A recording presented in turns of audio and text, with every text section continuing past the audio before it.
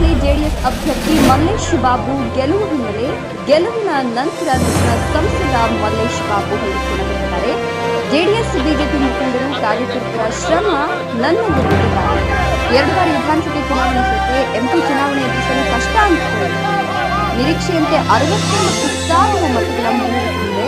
ದೇವೇಗೌಡರು ಹಾಗೂ ಪ್ರಧಾನಿ ಮೋದಿಗೆ ನನ್ನ ಗೆಲುವನ್ನು ಅರ್ಪಿಸಿದ್ದಾರೆ. ಕೋಲಾರ ಜಿಲ್ಲೆಯ ನೀರಿನ ಸಮಸ್ಯೆ ಹಾಗೂ ಮೂಲಭೂತ ಸೌಕರ್ಯಗಳ ಸಮಸ್ಯೆಯ ಕಡೆಗೆ ಗಮನ ಹರಿಸುತ್ತೇನೆ ಅಂತ ಗೆಲುವಿನ ನಂತರ ಸಂಸದ ಮಲ್ಲೇಶ್ ಬಾಬು ಹೇಳಿಕೆಯನ್ನು ನೀಡಿದ್ದಾರೆ. ವರದಿ ಶಿವಕುಂತ ಶ್ರೀನಿವಾಸ. ಏನು ಕೋಲಾರ ಲೋಕಸಭಾ ಕ್ಷೇತ್ರದ ಜನತೆಗೆ ಮೊಟ್ಟ ಮೊದಲಾಗಿ ನಾನು ಚಿರಋಣಿ ಆಗಿರ್ತೀನಿ.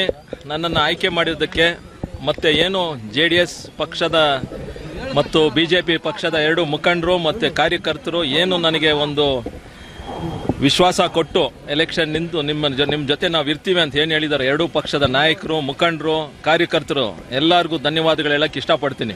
2 ಪಕ್ಷದ NDA ಅಭ್ಯರ್ಥಿ ಅಂತ ಏನು ನಮ್ಮನ್ನೇ ಘೋಷಣೆ ಮಾಡಿದ್ರು, 2 ಪಕ್ಷದ ನಾಯಕರು ಮತ್ತು ಕಾರ್ಯಕರ್ತರು ಏನು ಒಗ್ಗಟ್ಟಾಗಿ ಕೆಲಸ ಮಾಡಿದ್ರು, ಮತ್ತು ಏನು ದೇವೇಗೌಡರು ಮತ್ತು ಕುಮಾರಸ್ವಾಮಿ ಅವರು ಒಳ್ಳೆ ಕೆಲಸಗಳು ಮಾಡ್ಕೊ ಬಂದರು, ಏನು ನನ್ನ ಮೇಲೆ ಒಂದು ನಂಬಿಕೆ ಇಟ್ಕೊಂಡಿದ್ರು, ಅಭ್ಯರ್ಥಿ ಮಾಡಿದ್ರೆ ಗೆದ್ದೇ ಗೆಲ್ತಾರೆ ಅಂತ ಒಂದು ನಂಬಿಕೆ ಇಟ್ಕೊಂಡಿದ್ರು.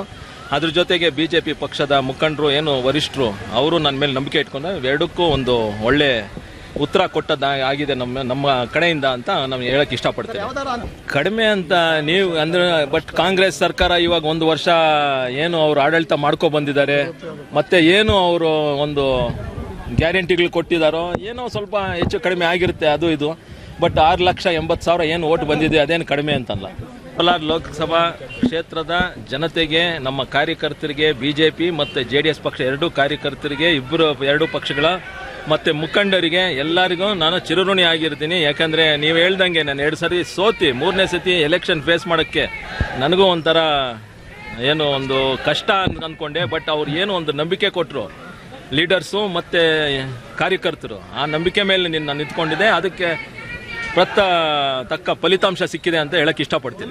ಎಲ್ಲ ಕ್ಷೇತ್ರದ ಮತದಾರರಿಗೆ, JDS ಮತ್ತೆ BJP ಕಾರ್ಯಕರ್ತರಿಗೆ, ಮತ್ತೆ ಮುಖಂಡರಿಗೆ, ಮತ್ತೆ ಮೋದಿ ಅವರಿಗೆ, ದೇವೇಗೌಡರು ಅಪ್ಪಾಜಿ ಅವರಿಗೆ ಎಲ್ಲರಿಗೂ ಚಿರಋಣಿಯಾಗಿರ್ತೀವಿ.